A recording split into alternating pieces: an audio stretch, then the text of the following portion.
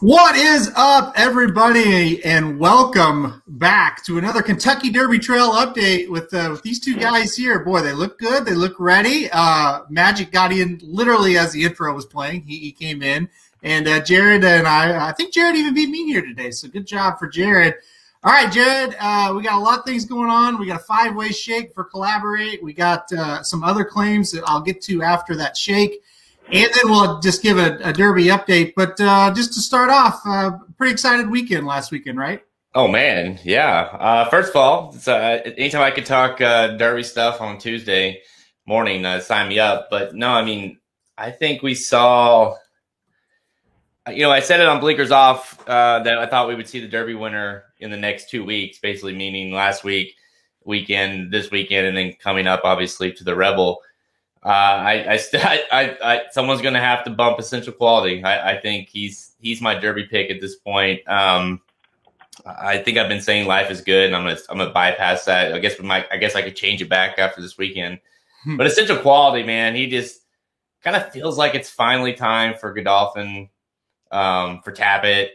Like it just feels like it's all kind of working, kind of coming together finally. But no. He's, the greatest honor. Two really good performances back to back. So it was a huge weekend as far as the Derby stars go. Yeah, and we'll get into that a little bit as we say after the claims are announced. We'll kind of break down the claims, the new horses in the league. Do the shake, obviously. We'll do that first. But Magic, you got to be smiling because you've said Essential Quality since before the Breeders' Cup, I should say. What was the horse? So did he kind of justify your early thoughts with that performance on Saturday?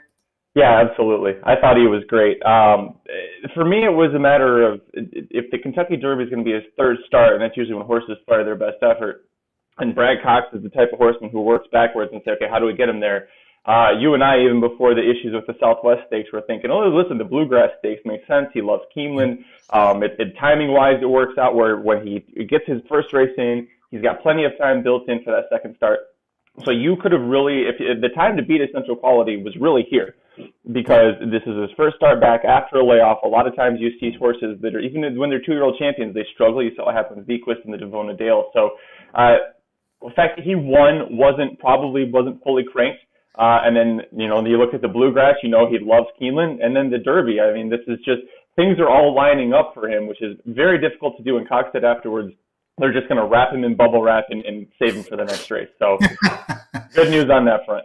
Yeah, you're right. It does kind of seem like the stars are aligning, and that's usually a big factor when we go down the Kentucky Derby Trail. You can't miss timing. If you have a race and it's scheduled and you miss it, that's a problem. Now, he did have his race pushed back a week, but he didn't miss it completely. He didn't miss time. He didn't miss a workout, kind of like Prevalence, who maybe we'll talk about a little later.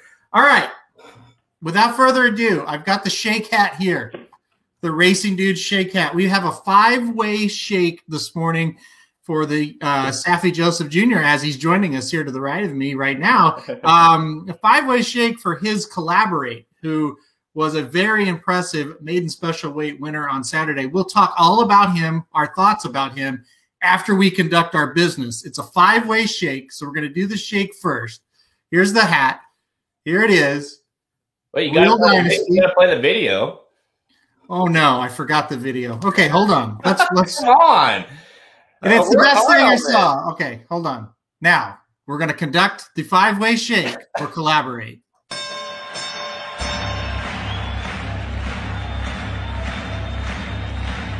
Ladies and gentlemen, welcome to the main event.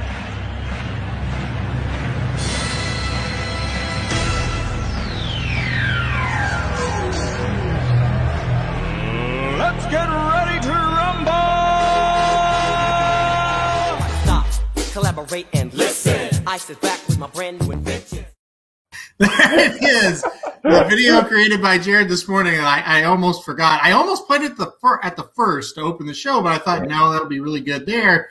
Then almost forgot it. All right. Patiently waited, like, when's he going to play this? Is he going to play it? And then you were just going to bypass it. So see, what I should have done, if I was really thinking, when you said that, I said, yeah, I was going to play it after I put all the names in the hat. Mm-hmm. But I just literally was honest and forgot. So you're welcome for honesty. All right, Real Dynasty, they're one. They're in the hat.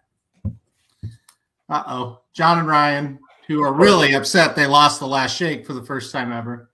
Magic Mike. Someone's got to lose. Jared. And myself. All right. So a 5-way shake. Jared said it should be a 10-way shake, right? All right. It's higher than 5. Jeez. Oh, I think I've got a good one. Here. Oh, yes, I do have a good one. It's myself. All right. The cheating finally pays off, and I win a shake. So I'm going to claim Collaborate, and obviously I am dropping. I don't need my notes for my own. I had notes here, but Senor Buscador, obviously, I have to drop another first-round pick of mine that goes out the window. I have the worst first-round picks in the history of this thing. So Collaborate goes to my team, and Senor Buscador goes down. So since I won the shake, I'll just say this. I came away from Saturday at Gulfstream thinking Collaborate was the best 3-year-old on that day. I thought he would have, won the Fountain of Youth. I think he's definitely a player in the Florida Derby. I think this is a really nice horse. And the big key for me is right after the race, they said, yep, we're going to the Florida Derby, and Drain the Clock is off the Derby trail. When it's like, well, hell, Drain the Clock just ran a race now where he's could make the Derby easily if you run him one more time. I think that just shows confidence in Collaborate. All right, Jared, give me your thoughts on Collaborate. I'm not real thrilled at the moment. I think I'm legitimately cursed in this league. I really do. Like, you never win. Yeah. I never win a shake. Mm-mm. I always consistently am the 9th or 10th in the draft. I mean, I don't even know why I put a claim in. Like this, like there's no point. I'm with you. I was busy on Saturday with the boys, and I didn't get to watch the replay of the 5th until that night. And I texted you right after, and I was like, "Holy shit!" I was like, "Put a claim in for me on that one." Mm-hmm.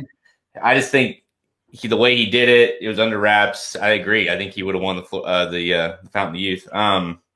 And the way, like you said, I read the quotes afterwards, and I thought that was just as telling that they were like, "Listen, we're completely backing." Undefeated in rap battles. Can we bring those back, please? Can we bring back the rap battles, because I apparently am good at those, but I want revenge. So yeah, let's do it. I think everyone wants to see the round 2 of Magic versus Jared. No.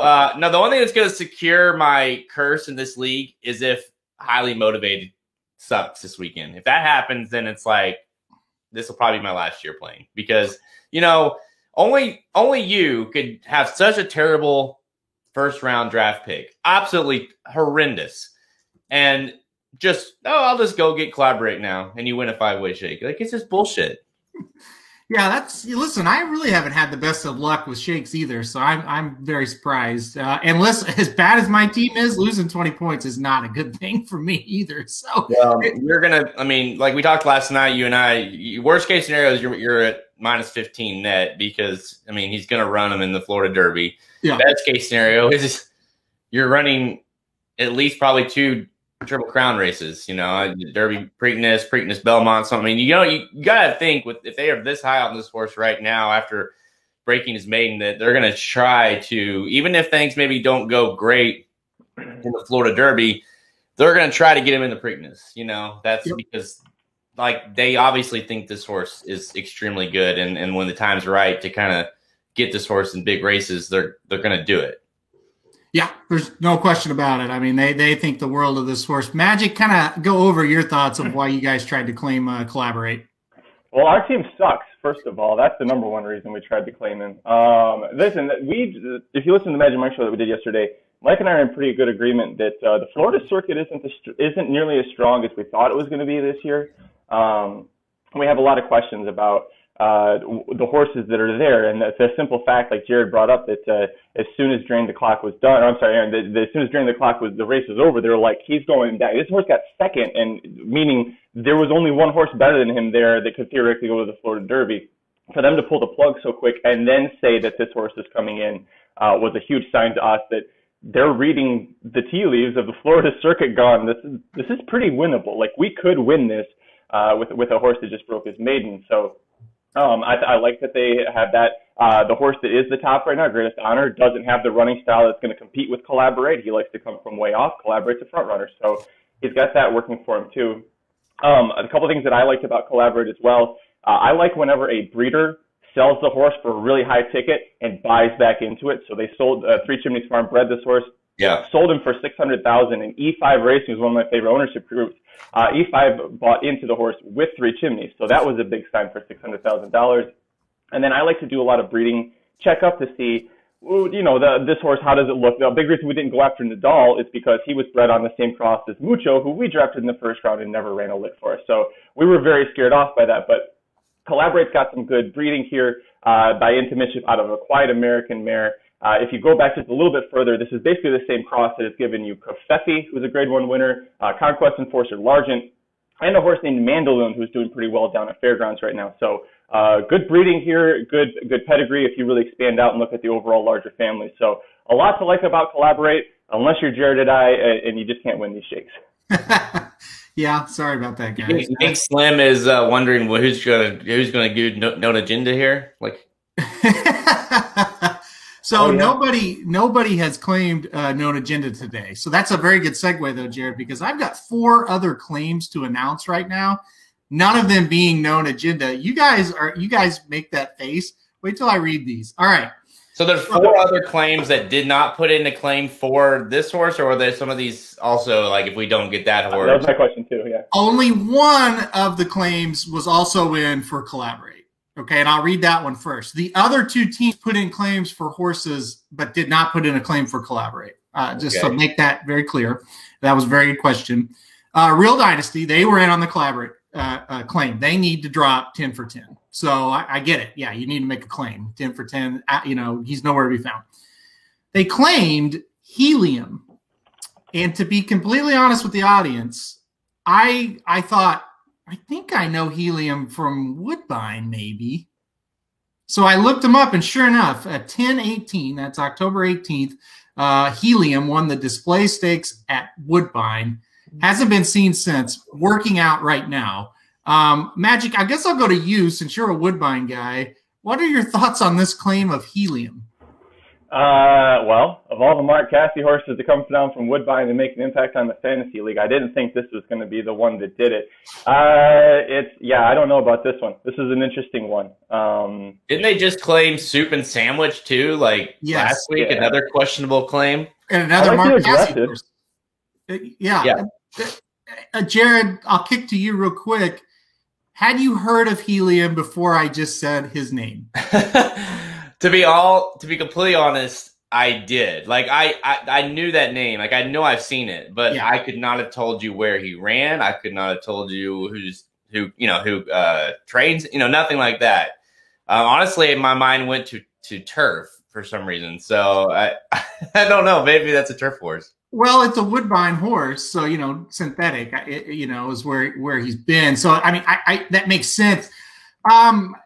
Listen, I looked up the works. This horse has had a steady work pattern at Palm Meadows. So I'm sure we're going to see this horse somewhere. They're not just claiming him for no reason whatsoever. But that is a very odd claim. Okay, talking about odd claims. I don't know. Maybe this one isn't as much.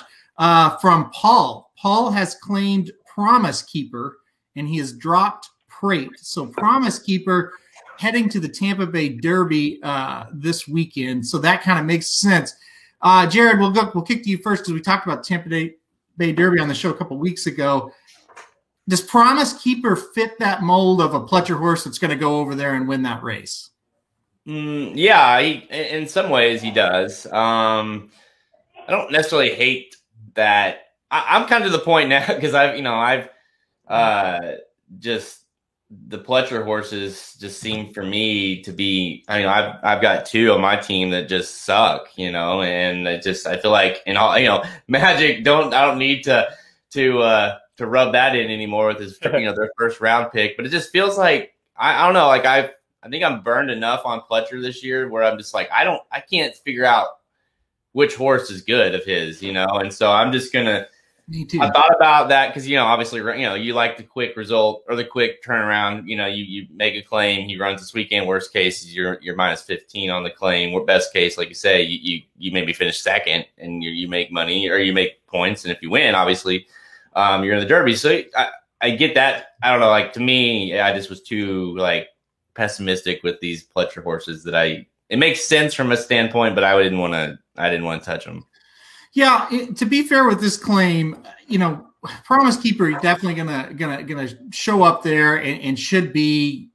I don't know if a short price is the right word for it, but it'll be within the ballpark. Where if a horse like Helium shows up at Tampa Bay Derby, it's gonna be like, who is this horse? And so that's kind of the difference of why I think Promise Keeper makes a little bit of sense. What about for you, Magic? I mean, you guys need points just like everybody on this feed right now needs points. Did you think about claiming one for the Tampa Bay Derby, and would it have been Promise Keeper? We talked about it. Our issue is that we didn't know who the hell to claim. We're like, well, I personally don't have that high of an opinion of Candyman Rocket moving forward. And I think he's a vulnerable spot here for him, but I was like, you could very well have an upset like we had with King Guillermo before, but I wouldn't have known to get King Guillermo based off of his form going in. So it's a little interesting. Regarding this horse, he has an older brother named Warstopper. I don't know if you remember this. Rudy Rod had him into Gotham last year, and he disappeared for a while. Comes back with Todd Pletcher now. So Todd Pletcher has the older brother, Warstopper, who's now won 2 straight at Gulfstream Park. He came back in December. Won there, and then won again in January on the dirt. So, listen, Pletcher's shown that he can handle it with this, with his older brother. It's just a matter of, can he hold on and really get the job done in the Tampa Bay Derby? But it's an interesting claim. I don't hate it. Paul's a little crafty, so this one I'm okay with. I'm really nervous that I might lose the league to 2 people who made other claims, though. Yeah, and I think Jared made the good point on Todd Pletcher. Who is his best horse? Does he even have any good horses? It's really kind of skeptical, but he's hard to read this year. Jared almost sided. I don't know if Pletcher has a good one. I mean, could you kind of get on that angle? Yeah. I mean, yeah, because at this point we're sitting here, it's March. Yeah. And when was the last time that when it comes to Pletcher having like a real deal horse that you didn't know who it was in March? Like that. Yeah. Pretty rare. So I kind of feel like Real Dynasty says Helium's scheduled to run Tampa Bay Derby. So we'll see. Well, okay, you're going to get 5 back at least if you run into. You're going to get a price if you're betting him. So yeah, he will be a price. So we'll see. Maybe they've got they know something we don't know. All right, 2 other ones to announce, and they come from the same team. The Killer Bees are active today. They're in second place in the league. Not for long though. After these 2 claims, they are going to claim Get Her Number. And they are also going to claim Nova Rags. So those 2 horses, Get Her Number and Nova Rags, go to the Killer Bees. They are going to drop Reinvestment Risk, who obviously is nowhere to be found, not nominated, and also going to drop Golden Pal, who was the weirdest draft pick maybe ever. And we've had some weird ones. We've had some horses that weren't 3 years old that got drafted, but Golden Pal probably worse than that even. All right, Jared, Get Her Number and Nova Rags. Thoughts on those 2 horses? The Nova Rags one was one of those that I think I had talked to Magic a little bit about that horse prior to the Sam F. Davis, I guess, about claiming that horse. Because that's like the other Bill Mott, right? Or at that time was Bill Mott, and the Candyman Rocket was kind of the other. Didn't run terrible in Sam F. Davis. I thought ran okay. So I mean, I guess I get that. Let's just put it this way. I was on the fence about claiming that horse last in the Sam F. Davis. Watching the Sam F. Davis didn't didn't push me over the edge to go put that claim in. Get her number. I mean, that's, you know, I don't think that's an awful one. I mean, you don't know, right? How it's going to come back, but you know, looked good, you know, as a 2-year-old, and obviously winning the Grade 1 race. I mean, Peter Miller, don't doubt him, right? That's right, especially if he's got 2 in the race and 1 is the higher price, right, Jared? Dude, I was telling this to Samich the other day because I cashed in a tournament on Sunday, and I was like, my biggest angle at Santa Anita is the other Peter Miller. Like, it works for these tournaments. It's money, like, because that and the thing is about these horses, like, they don't just win; they win, like they look like they should have been the favorite of the race when they win. The other Peter Miller. So yeah, love Peter Miller, but not as the main Peter Millers. The others. Yeah, they won both those horses that you're talking about. Won by like 4 or 5 links. It felt like. I mean, it was never in doubt. Shit, man. Yeah, that one that won Sunday. It was like, how much the best was that one? It was ridiculous. Yeah, I know. Magic, we'll kick it to you. Maybe Get Her Numbers one you could even expand on more because, you know, West Coast horse out there, or maybe not. I don't know if you know anything or not. But how about these 2 claims of Get Her Number and Nova Rags? Oh, Magic's on mute. Mute, buddy. There we go. He's noticed it. Sorry, there's something's blooming out there. My allergies are killing me this morning, so I'm trying to not sniffle in the microphone. Jared touched on Nova Rags pretty well. That he and I talked about it. We both were like, I don't want to pull the trigger on this. And if Tampa Bay is Gulfstream Light, and Gulfstream Light isn't, or Gulfstream itself isn't matching up to even Fairgrounds this year right now, I don't really know how much stock I want to put in the Tampa horse that it couldn't win the Sam F. Davis against his stablemate. With Get Her Number, this is it's an interesting claim. I think Geist Paddle's California bias is coming through a little bit there. This is a horse that was he broke his maiden into turf sprint. He beat Hot Rod Charlie, and then he won the American Pharoah. He beat Rombauer. He beat Spielberg, but those 2 horses haven't come back to look all that strong. And Peter Miller, to me, is a guy who was really great at sprint races. You get him to try and, you know, extend a horse out. It's got to be a monster like Mo Forza for him to be able to handle 2 turns.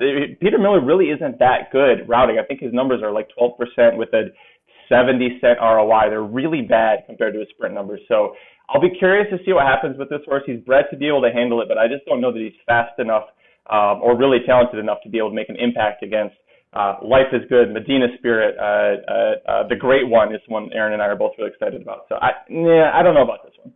Yeah, I think that horse is going to come to the Rebel, and so we'll see what happens there. That's a tough spot, shaping up to be a really tough spot. Concert Tour, guys.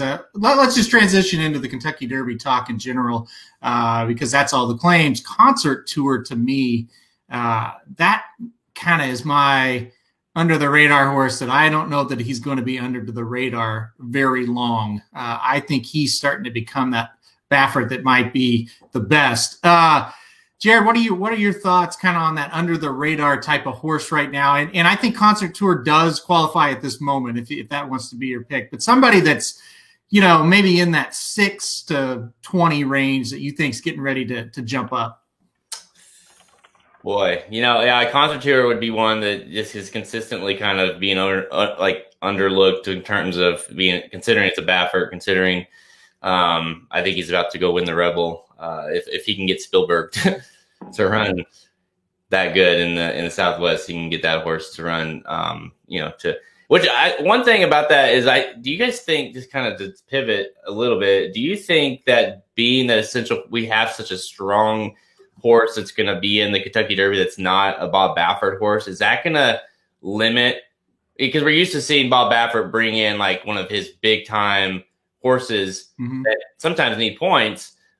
Is that going to limit what he brings in to the Arkansas Derby if he's got essential quality to beat? I think that answer could be answered in the Rebel. If Concert Tour goes out there and wins, he won't need any more points. So there's no like risk of, hey, I got to try to find an easy spot for him. And what a matchup that would be. And also though, a lot depends on where is essential quality going to go. And a lot depends on how good is Caddo River, who's also going to be in the Rebels. So I think that's to be determined. A lot of speculation right now on where those horses will end up running their last preps. So, I mean, Baffert, he doesn't usually cower away. Another thing, Magic, I'll kick it to you for this one. Baffert, he's ran Medina Spirit and Life is Good on top of each other, and he's going to do it again. Outside of Life is Good and Concert Tour, do you take any of the other Bafferts seriously? Or maybe you don't even take Concert Tour seriously? I'm coming around on Concert Tour. I wasn't as high on him going into San Vicente as you were, but I'm slowly coming around on that one. Outside of those two, it's hard to figure out. Those seem like his 2A, his A and his A1 horses. Beyond that, I mean, is it Spielberg? No. Is it Freedom Fighter? No. Spielberg's a great horse if you own him in the fantasy league because he's going to just keep chunking up and he's probably going to run 15 more times before the Derby gets here. But beyond that, I think it's Life is Good in Concert Tour. Medina Spirit was a $35,000 purchase by the same exact guy who paid like $1.35 million for Princess Noor. So a Baffert having a $35,000 horse that's currently ranked third in your top 20 rankings, and we're on March 2nd, that's pretty impressive. That's a pretty good training job by him. I don't think that he goes any higher than that. I think that he's going to slowly start to slip back. Reminds me a little bit of Much Better, maybe a little bit of Mucho Gusto, where he's got talent, but he just, at this point, he isn't that A number one hitter for you. Yeah, no, I agree with that. And I don't know what to do with Medina Spirit, but I feel like his resume has earned him that position, and so we'll see. Again, this week he's got another challenge. All right, guys, speaking of this week, here's how we're going to do it. We've got 3 massive preps, right? You get the Gotham, you get the Tampa Bay Derby, you got the San Felipe. We're going to talk about San Felipe last and by itself because I do think it's the biggest one, or at least the best as far as talent goes. Let's talk about Gotham and Tampa Bay Derby real quick. I think we both, all 3 of us, I should say, we kind of shit on Tampa, right? The Gotham has some interesting, prospects. Jared, I'll kick it to you first. I know your answer, but I want you to say it anyway. The Gotham and the Tampa Bay Derby, is there a horse that's going to come out of either one of those races that is going to make an impact in the Kentucky Derby? That's question 1. And question 2, if yes, who is it? Just a nice little underarm. Just another underarm toss to me. Yep. I'll take that one. Yeah. I mean, let's say my answer earlier would have been Highly Motivated for the horse that's kind of under the radar. But he kind of is, kind of isn't. Depends on who you ask. Currently number 8. I guess you have him right now on the list just because he hasn't been running. But yeah, he definitely he comes out and wins the Gotham like I think he should. I think he'll jump up on a lot of people's top 5 just because he's kind of unblemished. It's just that's the thing. I think the only reason people are hesitant is because we haven't seen him in a while.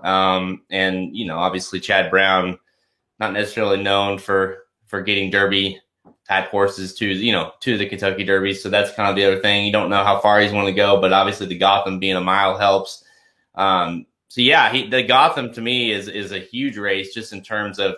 I think Highly Motivated is one of the last few, maybe the last, really good horse we have, left as far as haven't seen as a 2-year-old. Now they're coming into 3 and kind of debuting. Yep. That Highly Motivated would be my pick as well for most of the reasons you just said. Magic, how about you? Same question. Same answers. It's a very tepid yes that anybody makes an impact, but if one horse does, I think it's Highly Motivated. That Nyquist Stakes win and the Breeders' Cup undercard last fall was really damn impressive.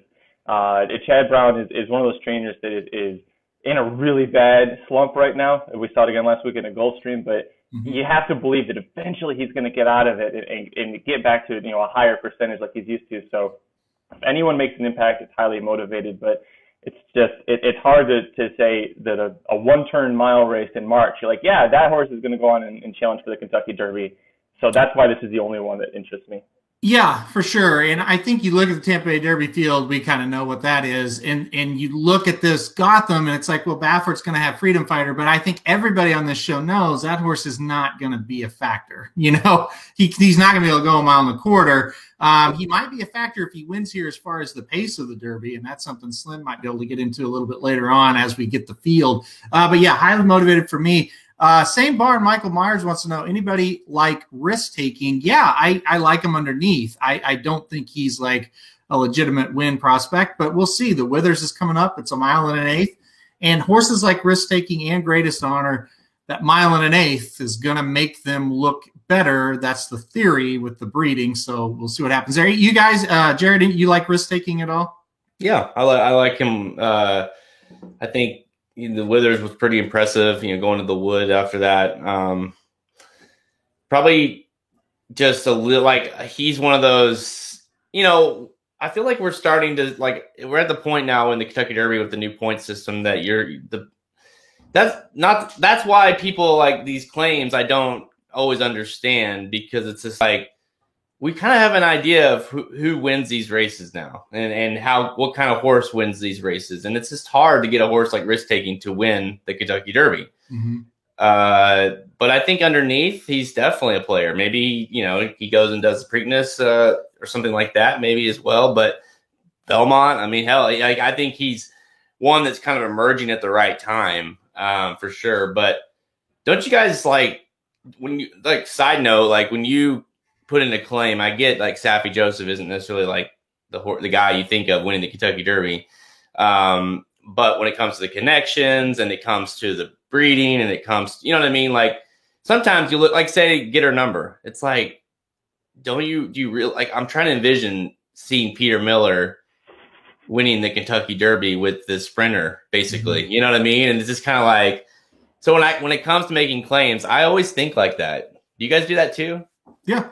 Yeah, you think can you imagine, Trainer X in the Kentucky Derby winner circle? And no, usually is the answer most of the time. So no. And to be honest, dude, yeah. Halterman, that's how I felt all along with Senior Buscador. I was like, yeah. I just can't envision it. I don't see how that horse, one, he has his style. He's never going to win the Kentucky Derby with that style. Mm-hmm. And two, I just like, the train, obviously maybe you were a little, blinded, so to speak, just because those mm-hmm. connections better because you follow it so well on that circuit. But to me, I was just like, I'm never going to see that. Well, and I think that's a good point. You don't see it very often. You don't see one of those heavy hitters that are one of those guys that aren't the heavy hitters get in that winner circle. So yeah, it makes sense. And, listen, if he hadn't got hurt, though, they would have done it. So I can always say that now that he's injured. So, that's what he's always going to live on. Like, guys, he had him. I had him right where I wanted him with Senior. Like, that first race, that was fine. When he comes back and he wins like an allowance at Turf Paradise next out, 8 months from now, I'll say, see, he has talent. He could have done it. Well, maybe he'll go to the Oklahoma Derby. That'd be fun. Bring him back to Remington. All right, let's move on to the San Felipe, because that is, to my opinion at least, the main event of the weekend coming up. This is a great field. I'll read over the probables just real quick. Parnelli is still a probable for the San Felipe. That's good for my team. He is awful. Hosier is in the probable list right now. Recent maiden special weight winner for Bob Baffert. Dream Shake, a recent maiden special weight winner on debut for Peter Urton, who was really good. Governor's Party, the Chosen Vron, Medina Spirit, we just talked about. Life is Good, obviously a big-time horse. Roman Centurion, and the great one. Magic, we'll start with you. You're the California guy. San Felipe, initial thoughts, and who's your initial pick at this point? Well, first off, initial thoughts, I think that we're going to look back and this whole thing is done and say this was one of the best prep races top to bottom that we had all season. I think this is shaping up to be a really great one. You've got multiple Bob Baffert horses who are going to show up. Life is Good is going to be your favorite. And then what's nice is that with Life is Good, he's undefeated. He's got a lot of hype surrounding him.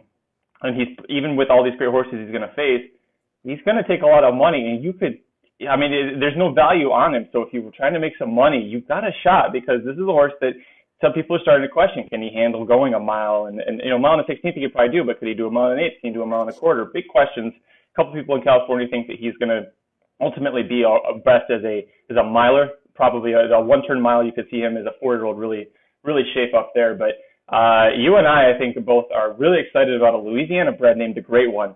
It's by Nyquist. Doug O'Neill trained to win the Kentucky Derby. This horse has been working lights out. That maiden special weight win back in January 23rd was extremely impressive.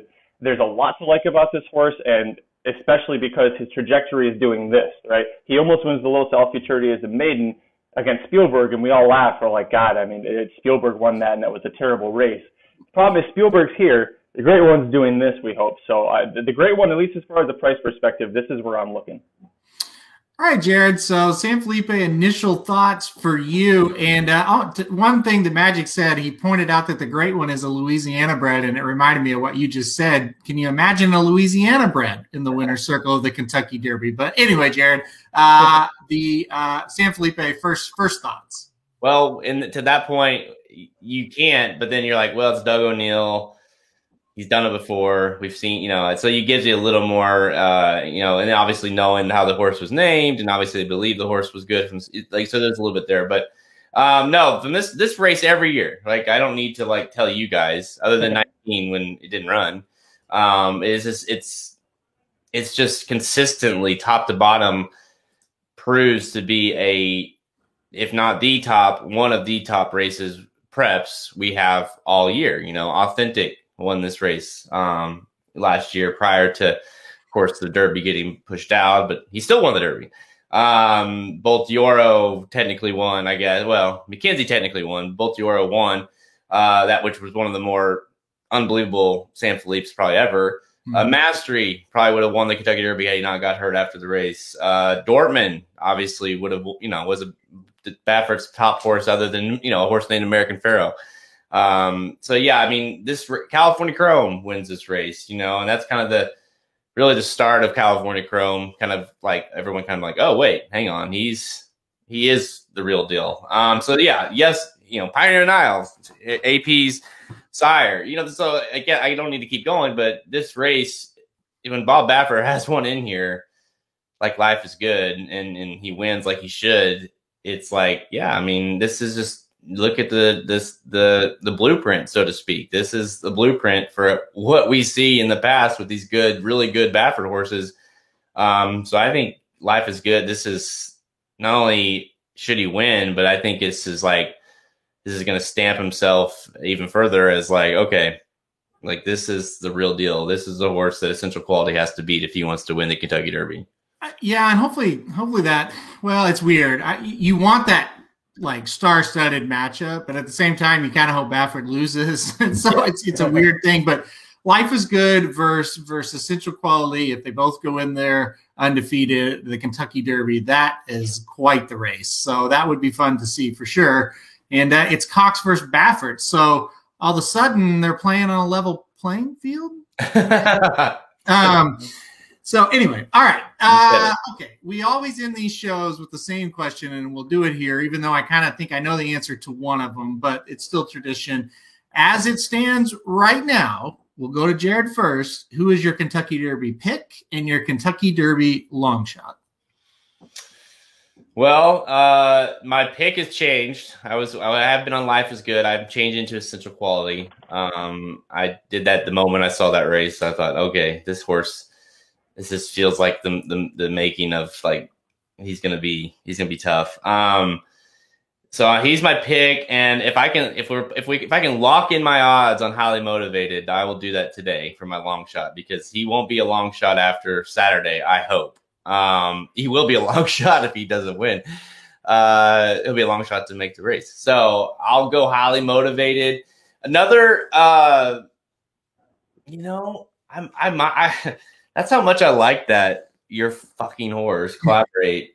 He might be the long shot, because I really, I told you guys the other day, I was like, if I get my claim, which I didn't tell, obviously you guys knew it was, I was like, I don't think Highly Motivated will be the best horse on my team anymore. And I think he could be the goods. So that'd be another one. Another more biased, Hot Rod Charlie. I think he could win the Louisiana Derby and kind of be a little bit of a higher price. I don't see him winning the Kentucky Derby though. So Highly Motivated for me, or your little bastard horse. All right, Magic. Same question. Well, he's not salty at all. Jared, I'll help you out, buddy. You like this? You were just saying that could you see Saffie Joseph, or could you see Louisiana bred win the Kentucky Derby?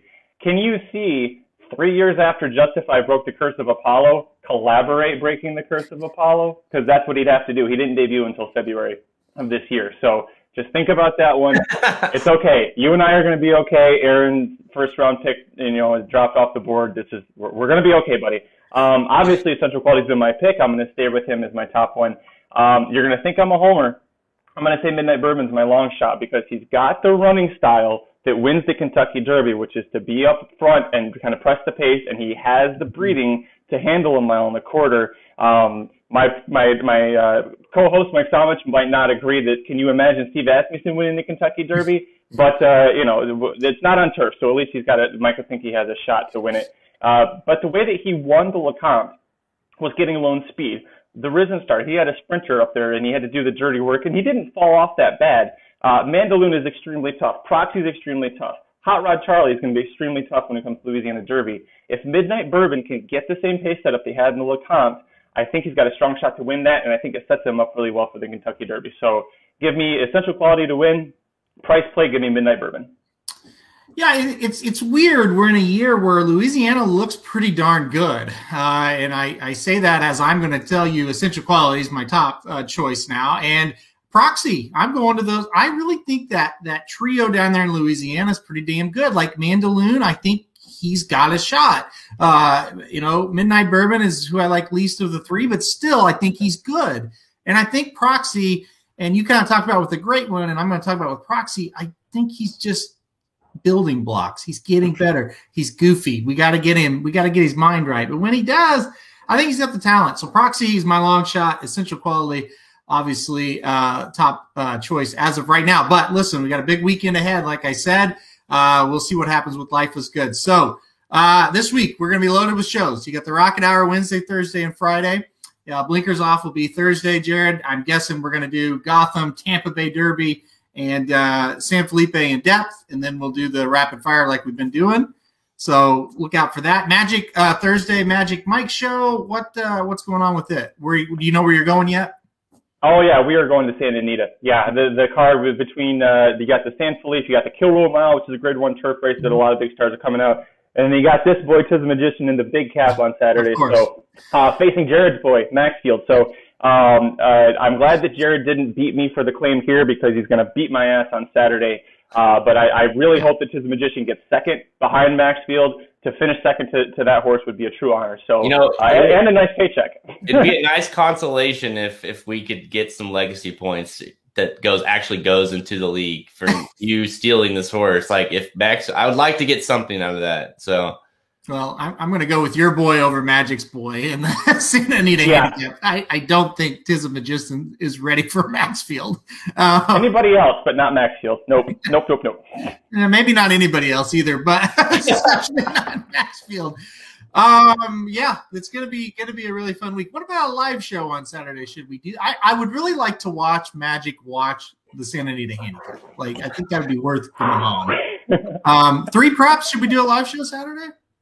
Yeah, I think we should because obviously I've got a lot riding on my top draft pick, and I'm watching that reaction might be entertaining for some. Yeah. Yeah, I think there's between that horse, the San Felipe, just in general, and I guess let's throw in the Tampa Bay. 3 good races that I think are worth discussing. Okay, we'll come back for a live stream then on Saturday. So Rockets Wednesday, Thursday, Friday, Magic Mike Thursday, Blinkers Off Thursday, live show Saturday. Maybe we'll get Ricky to host and get my dad to come on again and say, I don't even know who you are, kid. So that was the funniest moment maybe of Saturday. So could happen again. All right, so we will be back all week. Keep on tuning in at racingdudes.com, and thank you for everyone who watched today. And good luck if you're wagering today on Parks, Mahoning Valley, Louisiana Downs, Turf Paradise. There's one I'm forgetting, but good luck if you are wagering on those tracks.